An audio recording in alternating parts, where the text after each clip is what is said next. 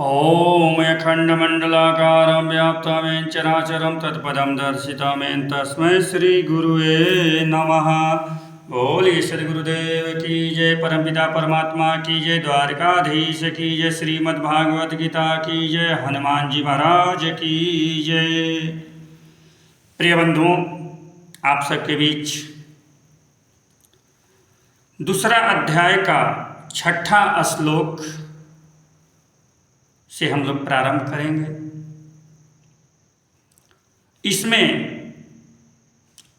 6ठा श्लोक का टॉपिक आया है अर्जुन का डगमग मन एवं आत्मीयता। आए 6ठा श्लोक को देखें। न चैव द्विधम् कतरनो गर्यो यद्वा जयेम यदि वानो जयेयुवः यानेव हत्वा न जिजीविषामस्ते अवस्थिता प्रमुखे धार्तराष्ट्राः।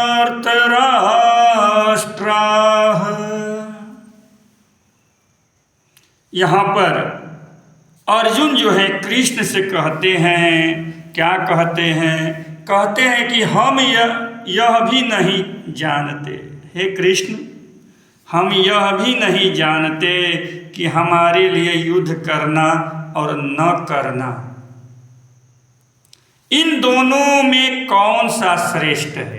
युद्ध करूं या न करूं, ये दोनों में से कौन श्रेष्ठ है? अथवा यह भी नहीं जानते कि उन्हें हम जीतेंगे या हमको वे जीतेंगे,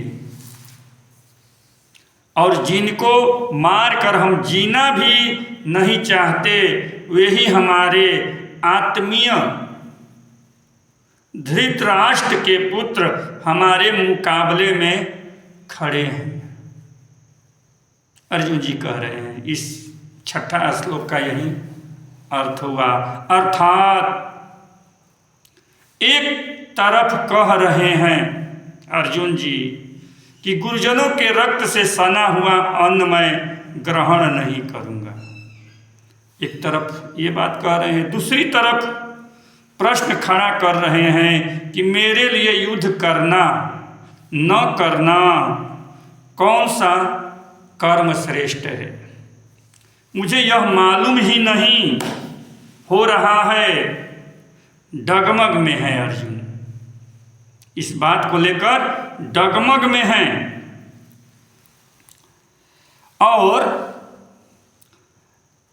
ऋतुज से अर्जुन बना है, और ऋतुज से अर्जुन बना है, इसलिए शब्द पर देखो, ध्यान दो। आगे कह रहे हैं कि यह भी नहीं जानते हैं कि हम जीतेंगे या हमको वो जीत लेंगे। जिनको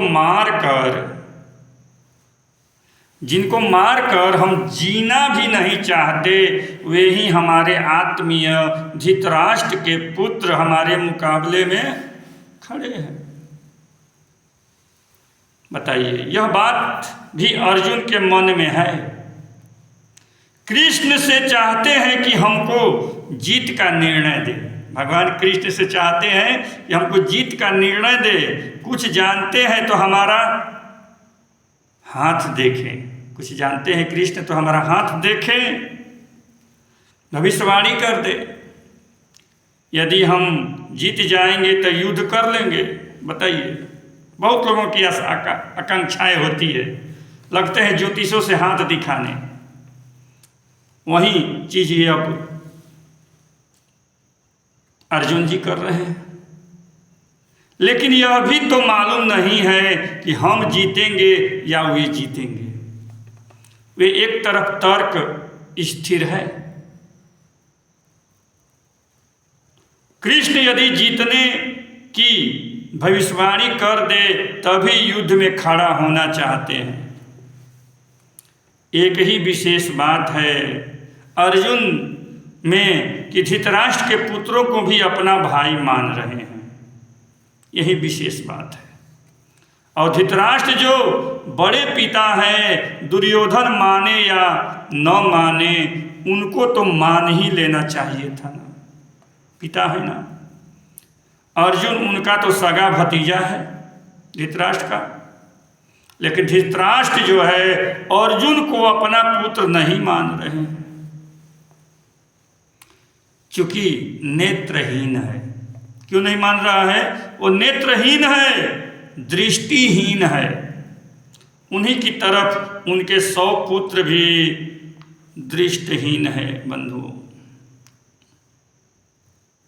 लेकिन अर्जुन उन्हें बड़े पिता धृतराष्ट्र और उनके पुत्रों के लिए कह रहे हैं कि आत्मीय यानी आत्मा से प्रेम है। मेरे जन, आत्मीय जन, धृतराष्ट्र के पुत्र हमारे मुकाबले में खड़े हैं। आत्मीय मतलब जो बिल्कुल अभिन्न हो हमसे। यही अर्जुन की विशेषता है बंधुओं। वह उन्हें अलग नहीं मान रहे हैं। अर्जुन जी बताइए, कह रहे हैं कि वे हमारे आत्मीय हैं, प्रिय हैं, आत्मीय जन हैं। आत्मीय तो अति प्रिय को कहते हैं बंधुओं। तब मैं उन्हें क्यों मारूं कृष्ण, ये बताओ। फिर अर्जुन जी कह रहे हैं, प्रश्न पर प्रश्न करते जा रहे हैं अर्जुन जी। 6ठा श्लोक में आया है बंधुओं, 7वां श्लोक में अहंकार की रक्षा करते हुए शरणागत अर्जुन। अहंकार की रक्षा करते हुए कैसे शरणागत हुआ अर्जुन, कहाँ, किसके सामने? ये बात आइए आगे के श्लोक में आया है बात। कार्पण्य दोषोपहत स्वभाव पृच्छामि त्वाम धर्म सम्मूढ़ चिताः यच्छ्रेयः स्यानिश्चितं ब्रूहि तन्मे शिष्य अस्तेह अहं साधिमामं त्वां प्रपन्ननम्। अर्जुन जी कह रहे कि इसलिए कायरता रूप दोष से अपहत हुए स्वभाव वाला तथा धर्म के विषय में मोहित चित्त हुआ मैं आपसे पूछता हूँ कि जो साधन निश्चित है, कल्याणकारक हो, वह मेरे लिए कहिए, क्योंकि मैं आपका शिष्य हूँ। इसलिए आपके शरण हुए मुझको शिक्षा दीजिए, ज्ञान दीजिए। यह बात अर्जुन जी भगवान कृष्ण से कह रहे हैं। आए इसको अब विस्तार रूप से समझे इस श्लोक के बारे में।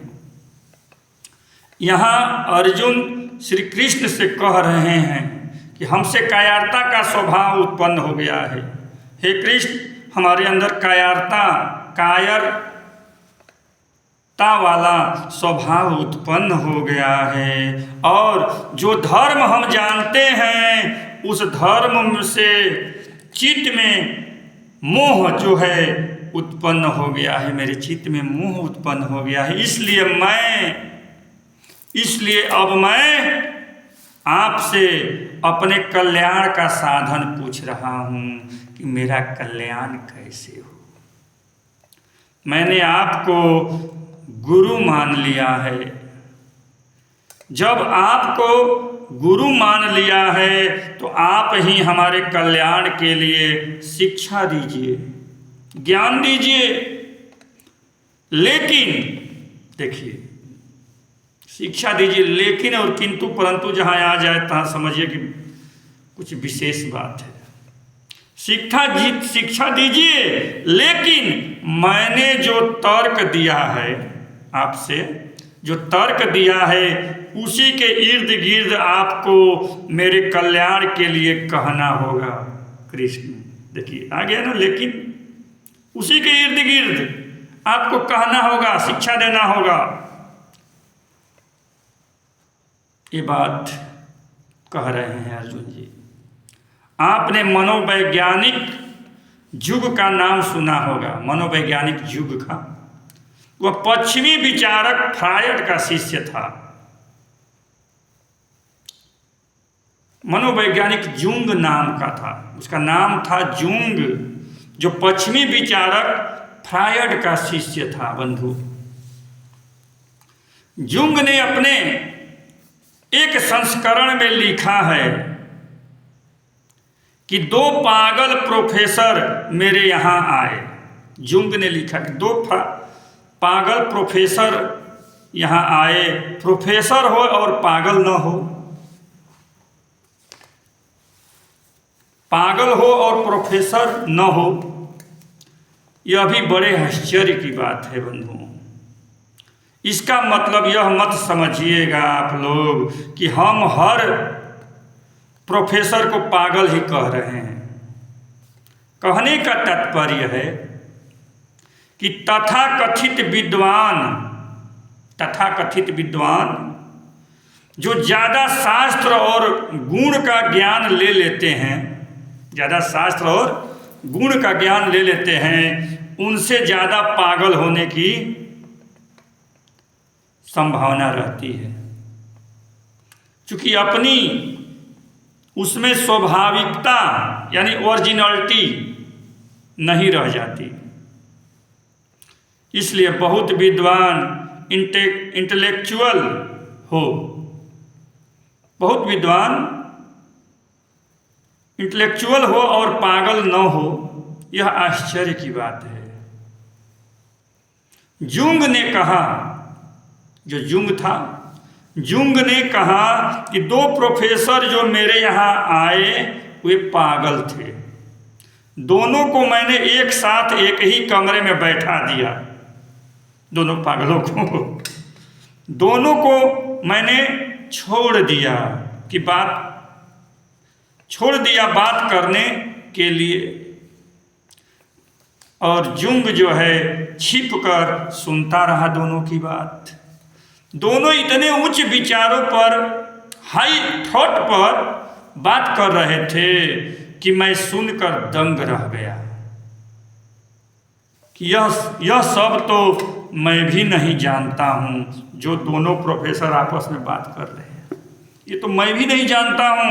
जब एक प्रोफेसर बोलता तो दूसरा प्रोफेसर जो है चुप हो जाता, जैसे उसे सुन रहा हो। बताइए, जब वह चुप हो जाता तब दूसरा बोलता। पागल तो अक्सर एक साथ बोलने लगते हैं ना, एक साथ बोलने लगते हैं। जुंग को बड़ा आश्चर्य हुआ कि दोनों इतने गहरे विषयों पर बोल रहे हैं, और वह भी बड़े शिष्टाचार के साथ। जुंग जो है घंटों उनका वार्तालाप सुनता रहा बंधुओं। सुनने से महसूस किया कि उनकी बातों में कोई संबंध ही नहीं है, उनकी बातों में कोई संबंध ही नहीं है। अंत में वह उनके सामने प्रकट हुआ। जुंग आया, कहा कि आप लोग बड़े ऊंचे विचारों की बात करते हैं, बहुत गहरे विषयों की जानकारी रखते हैं, और दूसरी बात यह कि जब एक बोलता है तब दूसरा जो है चुप हो जाता है। जुंग की यह बात सुनकर दोनों प्रोफेसर एक साथ बोले, दोनों प्रोफेसर एक साथ बोले कि आपने हमें पागल समझ लिया। दोनों प्रोफेसर एक ही साथ बोल रहे हैं कि क्या आपने मुझे पागल समझ लिया क्या जुंग? हम क्या इतना भी शिष्टाचार नहीं जानते हैं कि जब एक बोल रहा है तो दूसरा चुप रहे? जुंग बोले, यह तो बात ठीक है, लेकिन दोनों की बात में कोई तारतम्य नहीं था। चुप रहता था, एक बोलता था तो एक चुप रहता था। जब दूसरा बोल लेता था तो वो चुप हो जाता था और दूसरा बोलता था। लेकिन दोनों की बात में कोई तारतम्य नहीं है। एक आदमी आकाश की बात करता था तो दूसरा पताल की बात कर रहा था। प्रोफेसर बोले कि देखो जुंग, हमें तो लोग पागल कहते हैं,